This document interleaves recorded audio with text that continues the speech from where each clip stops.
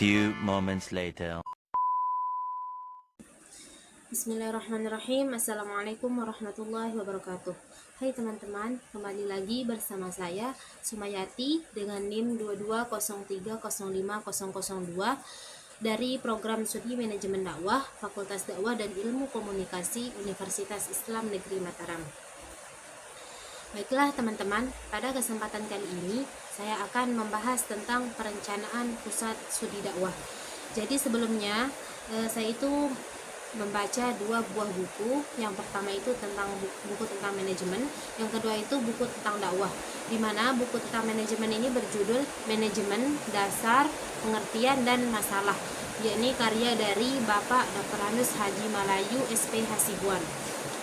Dalam buku ini dijelaskan secara detail oleh beliau tentang dasar-dasar manajemen, terus pengorganisasian, pokoknya hal-hal yang mencakup tentang manajemen itu dijelaskan secara detail di sini, khususnya tentang perencanaan juga ada. Nah, kenapa beliau itu menyusun buku ini? Karena beliau ini melihat dan teringat bahwa di kehidupan ini tuh tidak lepas dari yang namanya manajemen atau mengatur. Pasti setiap hal yang kita lakukan itu membutuhkan manajemen. Bahkan kita tidur, kita makan, itu pasti ada manajemennya, pasti ada aturan-aturan yang mengatur gitu. Terus yang kedua itu buku tentang dakwah yang berjudul Metode Dakwah, yakni karya dari Bapak Muhammad Munir SAG MA. Nah, dalam buku ini dijelaskan oleh beliau tentang metode-metode dakwah. Apa sih metode dakwah itu? Metode dakwah itu adalah cara-cara kita berdakwah. Kenapa kita harus menggunakan cara dalam berdakwah? Agar dakwah kita itu bisa diterima oleh orang lain, agar dakwah kita itu bisa tepat sasaran gitu. Makanya kita itu membutuhkan yang namanya metode dakwah. Metode dakwah ini juga menurut beliau itu sangat penting gitu, sangat penting untuk dipelajari dan dikuasai, khususnya untuk para dai yang berdakwah atau siapapun yang ingin berdakwah, agar dakwahnya itu bisa diterima oleh orang yang kita dakwahi. Nah, dalam buku manajemen dan dakwah ini tentunya dalam jurusan prodi manajemen dakwah membutuhkan buku yang dua ini, karena dimana kita itu membutuhkan manajemen dan dakwah, dimana dakwah itu membutuhkan yang namanya manajemen. Nah, maka dari itu saya di sini akan membahas tentang perencanaan melalui dua buku referensi ini. A few moments later. Sebelumnya teman-teman pasti sudah tahu apa itu manajemen. Manajemen adalah seni mengatur, menata, mengelola orang lain ataupun diri sendiri. Maksudnya itu manajemen itu merupakan ilmu mengatur gitu. Nah, dalam kehidupan pasti kita itu membutuhkan yang namanya mengatur, baik mengatur orang lain maupun mengatur diri sendiri. Nah, sedangkan dakwah merupakan istilah dari bahasa Arab, yakni da'ah, yad'u da'watan, yang berarti mengajak, menyeru ataupun memanggil. Nah, kalau digabungkan manajemen dakwah berarti seni untuk mengelola, mengatur jalannya dakwah, mengelola bagaimana kita itu menyampaikan dakwah atau mengajak orang lain untuk lebih taat kepada Allah Subhanahu wa taala. Dalam manajemen terdapat 4 fungsi utama. Yang pertama itu ada planning, yang kedua itu ada organizing, yang ketiga itu ada actuating, yang keempat itu ada evaluasi atau controlling. Nah, kali ini kita itu akan membahas tentang planning atau perencanaan. Apa sih namanya planning atau perencanaan?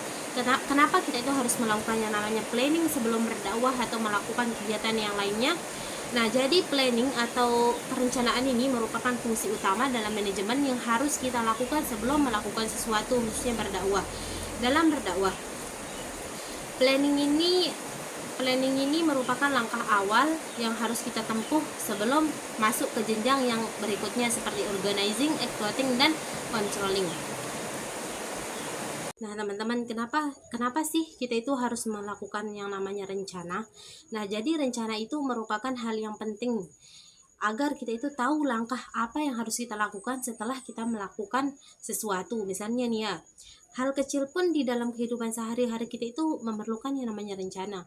Misalnya kita mau pergi ke kampus, pasti kita itu udah punya rencana dari malamnya itu, pasti udah kita kepikiran, besok saya mau ke kampus, naik ini, terus nanti saya ketemu sama ini, terus saya begini, saya mau pergi ke sini lagi. Pasti kita itu udah punya rencana, apalagi dalam berdakwah.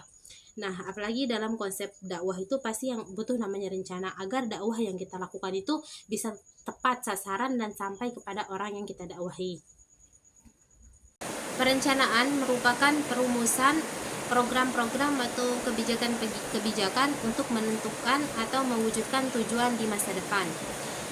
Nah, dalam perencanaan pusat studi dakwah, perencanaan merupakan sebuah rumusan atau kebijakan-kebijakan yang dibuat oleh lembaga untuk mewujudkan apa tujuan dari lembaga tersebut. Dalam dakwah, perencanaan ini sangat penting agar kita itu mengetahui apa yang akan kita lakukan ke depannya, agar dakwah kita itu bisa diterima oleh masyarakat.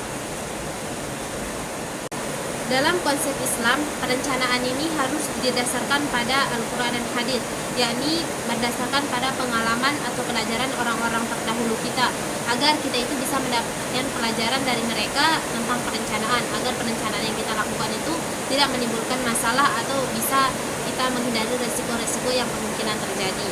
Sesuai dengan Al-Quran, surah Al-Hasyr ayat 18 yang berbunyi, A'udzu billahi minasyaitonir rajim. Bismillahirrahmanirrahim. Ya ayyuhalladzina amanu taqullaha wal tanzur nafsum ma qaddamat lighad wattaqullaha innallaha khabirun bima ta'malun. Yang artinya, wahai orang-orang yang beriman, hendaklah kamu memperhatikan apa yang diperbuat oleh dirimu untuk hari esok, dan bertakwalah kepada Allah, sesungguhnya Allah Maha mengawasi perbuatan kalian. Dari ayat tersebut kita bisa belajar bahwa apa yang kita rencanakan itu akan menentukan apa yang akan kita dapatkan di masa depan. Maka kita itu harus benar-benar dalam melakukan rencana itu harus benar-benar matang dan baik, jangan asal-asalan gitu, agar kita itu tidak menyesal nanti. Adapun tujuan-tujuan dari dilakukannya perencanaan pusat studi dakwah itu, yang pertama adalah memastikan bahwa program atau kebijakan-kebijakan yang telah kita buat itu berjalan secara efektif dan efisien. Maksudnya itu tujuannya itu adalah untuk memastikan apa yang telah kita buat itu bisa berjalan dengan baik. Yang kedua itu untuk mendapatkan hasil yang maksimal, karena kita itu sebelumnya sudah merencanakan, jadi kemungkinan hasilnya itu akan berbeda ketimbang tidak direncanakan. Terus yang ketiga itu sebagai pedoman atas program-program atau kebijakan yang telah kita buat itu terhadap anggota lembaga kita. Dan yang terakhir itu adalah untuk menghindari resiko, karena sebelumnya kita itu sudah membuat rencana, maka kemungkinan kita itu akan tahu apa yang akan kita hadapi ke depannya itu, dan kita bisa menghindarinya gitu. Teman-teman, apa sih yang harus kita lakukan ketika kita itu membuat yang namanya perencanaan? Nah, ketika kita itu membuat perencanaan, kita harus mengetahui rumus perencanaan. Rumus perencanaan itu yakni 5W plus 1H. Pasti teman-teman sudah tidak asing. 5W plus 1H itu adalah yang pertama itu what, apa yang akan kita lakukan. Yang kedua itu who, siapa yang akan melakukannya itu, siapa aja yang terlibat. Terus yang ketiga where, di mana kita akan melakukan kegiatan kita itu. Terus yang keempat itu why, kenapa kita harus melakukannya itu, kenapa kita itu harus membuat lembaga ini, harus ada alasannya gitu. Terus yang kelima itu when, kapan kita akan merealisasikannya, kapan kita itu akan mewujudkan rencana yang telah kita buat.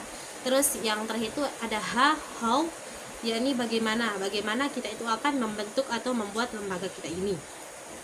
Selain itu ada juga prinsip-prinsip dalam membuat perencanaan ini. Prinsipnya itu ada yang namanya analisis SWOT. Kenapa kita itu perlu juga menganalisis SWOT dalam perencanaan, tidak cuma di perencanaan aja. Nah, jadi analisis SWOT ini penting juga agar kita itu mengetahui apa yang akan menjadi kelemahan dan kekuatan dalam lembaga yang kita buat ini. Analisis SWOT itu yang pertama itu ada strength, yakni kekuatan, yang kedua itu ada weakness atau kelemahan, yang ketiga ada opportunity atau peluang, dan yang terakhir itu ada threats atau ancaman. Yang pertama itu ada strength atau kekuatan. Nah, jadi kita itu harus mengetahui dulu dalam rencana kita itu apa yang menjadi kekuatan dalam lembaga kita ini, apa yang akan menjadi keunggulan sehingga dapat mencapai tujuannya. Yang kedua itu ada weakness atau kelemahan. Nah, apa yang akan menjadi kelemahan-kelemahan yang kemungkinan ada pada lembaga kita ini? Misalnya kekurangan biaya operasional atau fasilitasnya kurang. Nah, jadi kita itu sudah mewaspadai hal itu gitu. Terus yang ketiga itu ada opportunity atau peluang. Peluang apa saja yang kita miliki atau yang kemungkinan ada di luar yang bisa kita jadikan sebagai kesempatan atau atau pokoknya sebagai peluang kita untuk maju mencapai tujuan itu. Terus yang terakhir itu ada threats atau ancaman. Kita harus mengidentifikasi atau mengetahui ancaman-ancaman yang kemungkinan muncul yang akan mengganggu kemajuan dari lembaga kita ini. Kita akan lanjut ke prosedur perencanaan.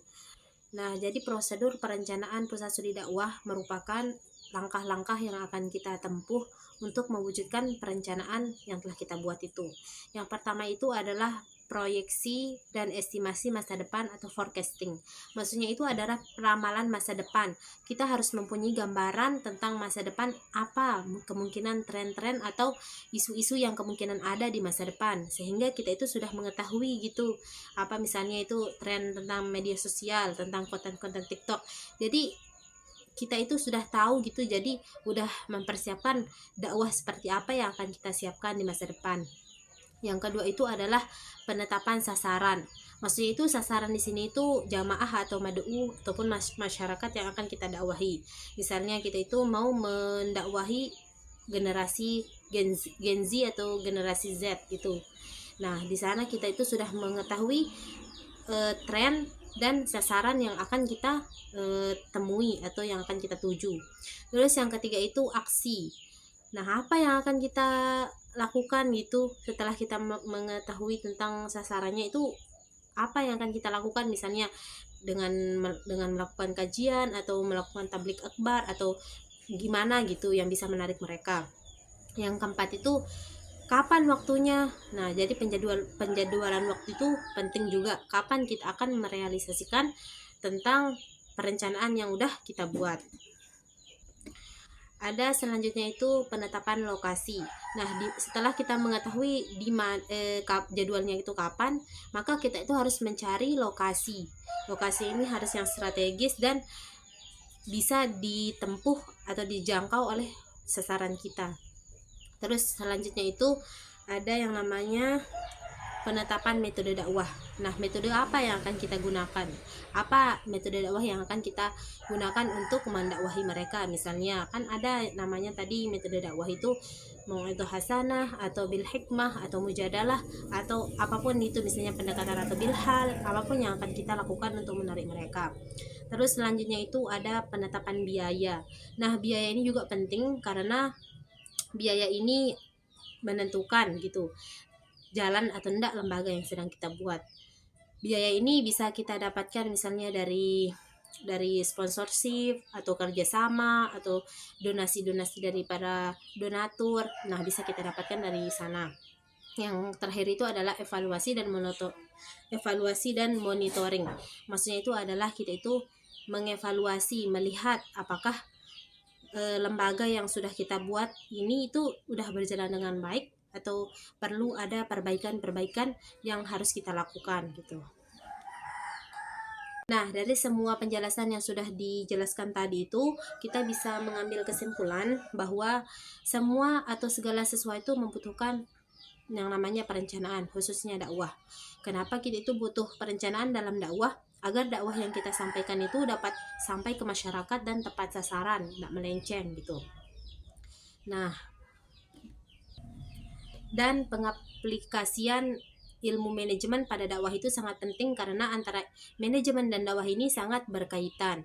Apabila kita ingin berdakwah, maka kita itu memerlukan yang namanya manajemen agar dakwah kita itu bisa teratur dan diterima oleh masyarakat. Mungkin sekian dari saya. Assalamualaikum warahmatullahi wabarakatuh. Mungkin hanya ini yang bisa saya sampaikan.